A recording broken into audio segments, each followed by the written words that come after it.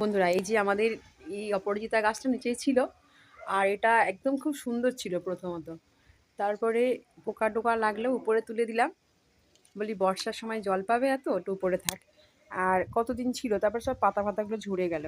আর গাছটা দু একদিন আগে তুলে দেবে বলে ঠিক করেছি, দেখছেন গোড়াটা একদম খানিকটা তোলাও আছে। তো সেই গাছে দেখছি জল টল দেওয়াতে আর হাড়ে হাড়ে ফুল ধরেছে, কতগুলো কুঁড়ি ধরেছে। এই যে এই একটা, এই, তারপরে এই যে একটা, আর এই ফুলও ফুটেছে। আর এখন আমাদের অসুখ চলছে, প্রায় 1 মাস ধরে 2-3টে মারা গেছে, 2-3 জন। তো পুজো দেওয়া যাচ্ছে না। আর সব গাছে ফুল ভর্তি। দাঁড়ান নিচটা দেখাই। এই দেখুন, এই একটা অ্যাডেনিয়াম গাছ, এটাতে একটুও পরিচর্যা করা হয়নি, তাও 2টো ফুল। আর এই গাছটাকেও চর্চা করতে হবে। আর এই দেখুন নিচে কত গাঁদা ফুল ফুটে, দেখছেন? খুব সুন্দর লাগছে উপর থেকে। আর একটু রোদ উঠেছে, ছাদে এসেছি আমরা, জামা কাপড় রোদে দেওয়া হয়েছে।